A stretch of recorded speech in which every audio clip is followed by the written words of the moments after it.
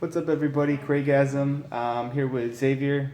Doing a deck profile on his Dark Irregulars. So go ahead and show everybody what you got going on.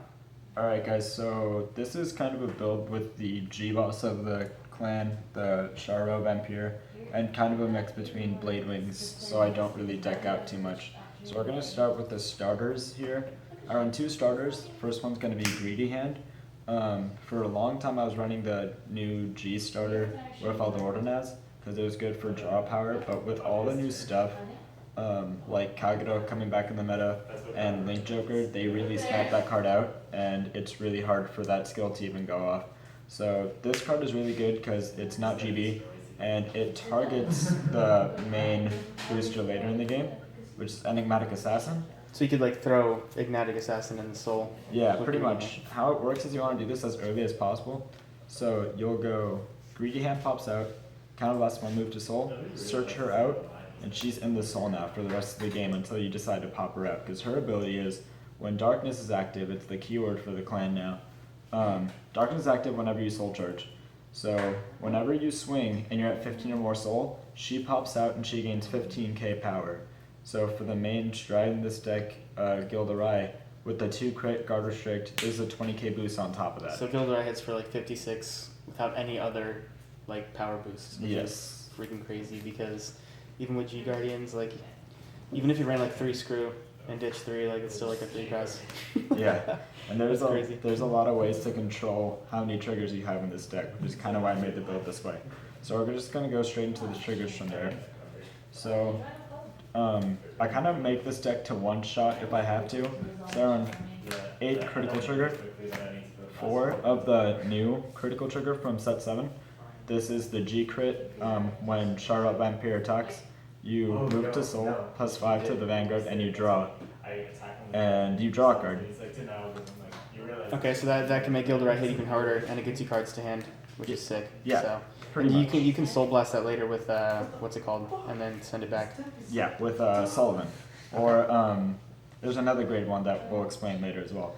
We also run 4 Dark Knight of Nightmare Land because you can add it to the soul, and this will become your 14th or 15th card in soul, or maybe your 9th or 10th card for other big combos of this for deck. darkness and stuff. Yeah, and it activates darkness, which is good.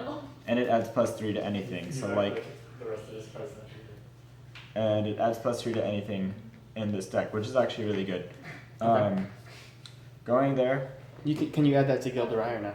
You can add +3 to go the right Well, way. yeah, I mean, I guess it's not the biggest. Yeah, it'd be kind of useless. But if you got 2 of them +6. Yeah, then if you had 2 +6 to go around, the one-shot turn is pretty good too.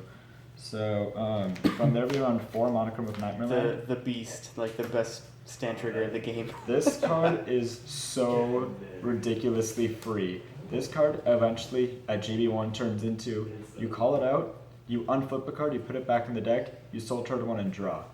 You get like 3 pluses for no cost. No minus to this card at all. Probably the best G stand trigger in the game. And I cannot wait for our Darkness stand trigger. I don't even know what that card's gonna do.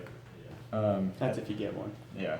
And then I run 4 Cursed Doctor, because if you don't run 4 heals, you're bad. So why don't you run 5? Shut the fuck up. Alright, so from there we're going to the grade ones. Here we run 3 Combos Vampire, the new grade 1 from set 7. So how this card works, it's the better version of Yellow Bolt. So GB1, you rest it, you soul charge 1, and you give +5 to any unit that you want. Mainly it's going to be your Vanguard. So more Gilderai power. More Gilderai power, yeah. I love doing this card like first or second turn. First drag mostly because I rest it, soul charge 1, and then I have like Amber Clown in front of it, and I most likely get the stand trigger on that drive check to stand that up again. So essentially this card turns the deck into like a Dimension Police deck with actual rear guards. Yeah, this card's insane. This card comes in clutch. From there, running 4 Stride Fodder, Pure Love Succubus. So thinning and striding as much as possible. Yeah. This is a G-based deck. If you're not going to stride in this deck, you're probably not going to win. From there, this guy is become the MVP of the deck late game. This guarantees you the win late game for Gilderoy if you are patient enough to use it. How Serpent Charmer works is when Darkness is active, you have 6 or more cards in Soul, he's a 9k body. After that, if you have 15 or more cards in Soul, his ability turns into you retired at the end of the turn, you keep 13 cards in your Soul, you return the rest of them to your deck, and then you draw a card. So this is recycling your triggers and making sure that your deck is full of crits for Gilderoy. Yeah, that card's sick. And then from there, we're running 4 Flagbreaker until the Darkness Perfect card comes out, because that card's broken. Pretty much is good for unflipping, and obviously Perfect cards are good in this deck. No Quintet Wall in this deck, because I don't play Blade Wings. Alright, so from there we're going to go into the grade 2 lineup. Running 3 Doppelvampire in this deck. That's the OP Silent Tom. Yeah, this is the Silent Tom clone for Dark Irregulars, except he's a 14k Silent Tom. So when Darkness is active, if he's at 6 or more in Soul, plus 5,000 on attack. And then if it's 15 or more in Soul, he's Tom. I was running him at 4. I got him to hand a lot. But when you run him at 4, you are finding yourself at low numbers in Soul. So he's good to have on the rear guard late game after you've baited out all your opponent's perfect guards with your big numbers. And so then he's just like, oh, by the way, no zeros. So he baits out your opponent's G guards at that point, which makes Gilderoy even scarier. It kind of complements Gilderoy because after you bait out their perfect guards, like they save all that to guard Gilderoy. They got like literally nothing left because they've been preparing for Gilderoy all game, and then it's like probably should have saved the perfect guard. Yeah, pretty much. This card is the most free draw I've ever seen in a deck. The way that Flying Librarian works, it's an 8k. The only bad part about this card is that it's an 8k, but if it were a 9k, it'd be way too OP. So how it works, you put it on the rear guard, you counterblast 1, and you soul charge 2. Then if you have 6 or more in soul, you draw. Which is free. That's the free part. Now, but then if you have 10 or more in soul, you choose one of your damage and turn it face up. So pays for stuff. Yeah. So it's essentially just soul charge 2 and draw. And then I run 4 Ember Clone, Skullmaker Vampire. This card I used to not like, but when we got our support in set 7, this card became a lot better. Because I actually finally got boosters in this deck, and before I was relying on like Lunatic Masquerade and stuff, and now we actually got our G crit, so we can call out triggers to the field and complement this card. So how this card works is on attack, when it's boosted, you counterblast 1, soul charge 2, and it gets plus 5. So most of the time it's an 18k column with the G crit, but if you're supporting it with like a Combos Vampire, it's a 21k column. So it's pretty deadly.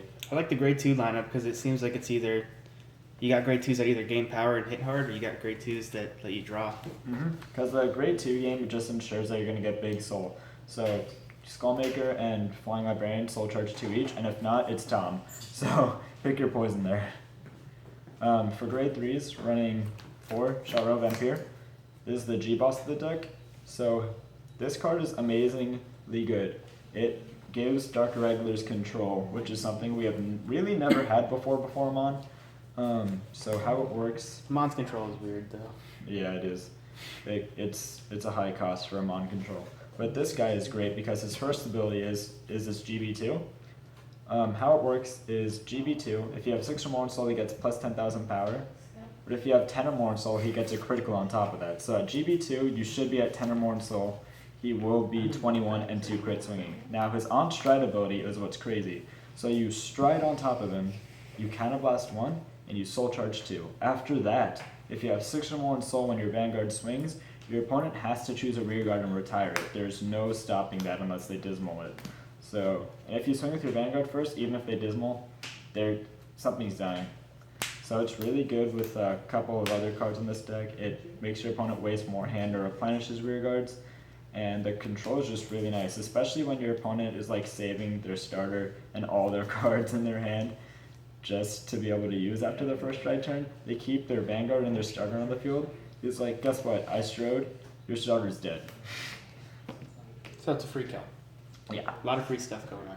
After this, we run 3 Bladewing Sullivan. This card's crazy. This card is really good as a tech in this deck. I was considering running the new guy. Frosty Steeple. Not Frosty Steeple. I was considering running 9-Break Hustler. Oh, okay. 9-Break Hustler would have been good because it selectively soul charges, but I found myself decking out a lot. This fixes the deck out problem in Dark Regulars immensely. Plus, this guy stalls the game. So if you're going against something They that got more perfect cards and stuff. Mhm. Someone that goes against like 3 big attacks or like semi-big attacks. Let's say like a game, someone like I want to say Musketeers, where they're hitting like 3 40k columns. This becomes 3 10k shields or a G guard, because he gives everything in the Guardian Circle plus 10,000 shield when you have 15 more in soul. And then every time he gets attacked when you have 15 more in soul, you have to soul blast too. So your G guard is like 35k. Yeah. Yeah. It's stupid. Oh my god. So we're gonna go into the strides now. First, we have the card that makes everyone rage the hardest in this game. Gilda Rage. Yeah, Gilda Rage. So this card is probably one of the most OP strides in the game right now. It's bad. It's not bad. It's crazy. Alright, so how this card works is when it's put on the Vanguard Circle, you activate its skill by flipping a copy face up. If you have 10 or more in soul, this guy gains plus 10,000 and plus 1 critical. Now if you have 15 or more in soul, he gains the glory skill, which means you can't guard with grade 1s or higher. So you are guarding this guy with G guards and grade 0s and intercepts. And with the starter, it hits for like 70. Yeah. So good luck. You So- better have a lot of heals. Yeah, the ideal setup for this guy would be Gilderoy swings, Enigmatic Assassin pops out. So that's a 56k column without any other boosts. Alright, Yeah, and if you guard it, he'll just do it again next turn. So just saying here, if you don't run 4 Gilderoy and Dark Regulars, you're probably not going to win. wincondition.com. Yeah, pretty much. From there we run 3 of the Fighters Collection. Stride, Bladewing, Tybalt. How he works is right when you stride on top of him, if you have a Bladewing Vanguard, so Sullivan, you put your entire drop zone back into your deck. If anyone who plays Dark Regulars knows, we deck out. This guy fixes that. So as soon as you put it in there, you shuffle your deck, and then if you have less than 15 cards in soul, you soul charge 5. That is sometimes all I ever hope for, is soul charging 5. It is free. Yeah. And if you do have 15 in soul, If you do have 15 in soul, it's really scary too, because it gives plus 10,000 to your 2 front row rear guards. and then if you have Doppel, then Yeah. it's just crazy. Yeah, if you have Doppel Vampire, that means he's swinging 24 and he's Tom. So, yeah, it's like crit, crit, crit, all flex to Doppel, 39, 4 crit. What? I can't tell you how many times that's actually happened. I was gonna say hitting 3 crits late game is pretty easy when you got Serpent Charmer. Serpent Charmer. Yeah. This is probably the worst stride in my deck. This guy is Frederick.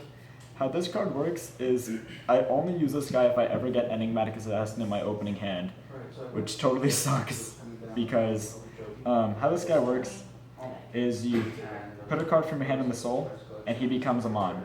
Now, if you increase his power by 10,000 or more with this skill, your front row also gets plus 5. So it boosts up Doppel Vampire, and he activates Darkness pretty much for free. So you don't have to worry about milling your deck. It just makes it more consistent for Enigmatic Assassin. Enigmatic Assassin pretty much. So though I think this card has pretty much made the deck more consistent in general, because what would always make me upset is when I have my opponent at 4 damage, all lined up, they have 4 cards in hand, but they were all zeros. I was just like, well, okay, this card's like, screw you. Well, and even on top of that, you can get so many triggers so easy now. Like it's just Yeah. The way I play this deck is the most patient. I think Dark Regulars have one of the best late games right now. From there we run the 2 of the new stride, Mask of Demonic Insanity, Erisios. This card is amazing for stride. His ability is when Darkness is active, which it always should be, if you ride anything, like him or him, you'll be soul charging. So how he works is on swing, you soul charge 2, and if you have 15 or more in soul, he becomes a mon, which means plus 1,000 for every card in soul. And if he hits, your opponent has to choose one of their rear guards and retire it. So it's a really good combo with Charo Vampire, because you stride on him, use the unstride skill, and then he swings. And if he hits, your opponent's killing 2 rear guards. So on first stride, you either drop this guy on Scaro to Soul Charge and get the control, and if you're on the other guy, you can stride Tybalt and just get 3-5 Soul Charge. Yeah. That's crazy. Sometimes I still go on him when I'm on Sullivan because just the control aspect is so good, especially against Angel Feather, because they have to kill one of their broken hearts on Charo anyway, and they will guard the shit out of this to save the others. And then I run one Love Tempest Cassandra still, because this card, if I see my opponent at 1 or 2 damage, I know they're taking this. And Yeah, I still like that card. I like it. This card's good because it's a really good pressure card, because they're like swing 26, 31 maybe. On hit, it's Soul Charge 2 and draw. Opponent's probably going to perfect guard this, which is good. I like when they waste their guards and stuff like this, because it's like Doppel's like, thanks for using your perfect guard, or you drop triggers and the older eye's like, thanks, I'm going to be hitting you later.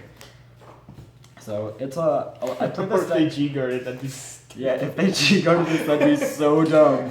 Don't G-guard that. Just take it and let me draw. Unless you need to do it to save a Tidal Assault, then it's worth. Yeah. We're going to go into the G-guards now. I run 2 False Start Wings, Agrat Bat Malat. Agrat Bat Malat. Whoever came up with that name was probably drunk off their ass. Or a genius. Or a genius. This card is amazing. It's probably one of the best Fighters Collection G-guards in Fighters Collection. It is the best Fighters Collection G-guard. Nah, you got like Dismal and Screw and stuff. The Neonectar G-guard's pretty good.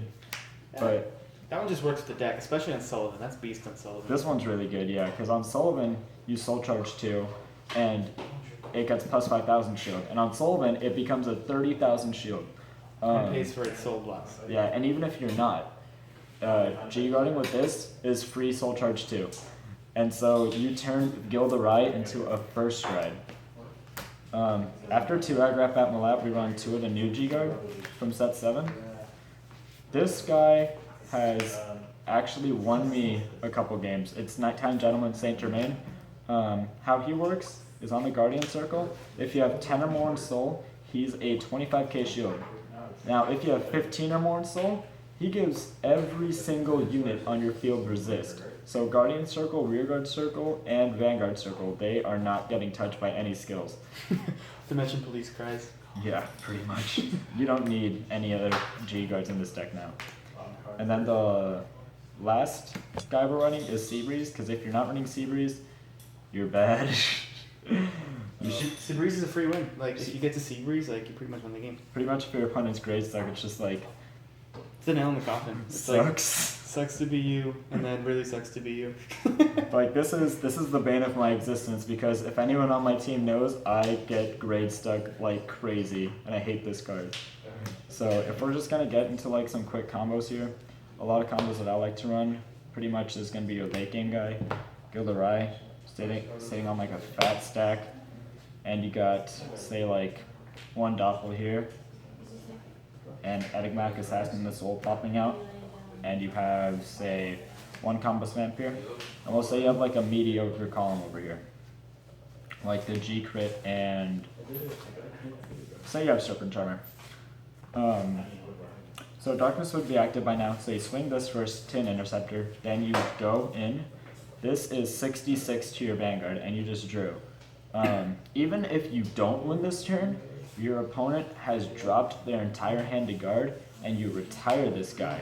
And then he just puts all your crits back in the deck for the second Gilderai, and your opponent's really boned. I've played games against you where you hit for like 71, and like, I'll save up all my heal triggers, I'll have like 2-3 heal triggers, and it's just not enough sometimes. I actually beat him earlier today with this combo because I go first Gilderai, and he guards it. Second Gilderai, I had already retired this. I had nothing, no trigger Soul Charge but 2 crits. I put the 2 crits back in my deck, drew. Next turn, he's like at 2 damage, and he's like 2 to pass, crit, crit, crit, and I won.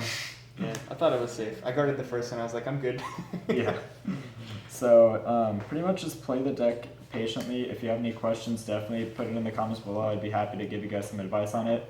If you guys have any thoughts for me on what I should run or what I should try out, definitely put it in there, but let us know what you think.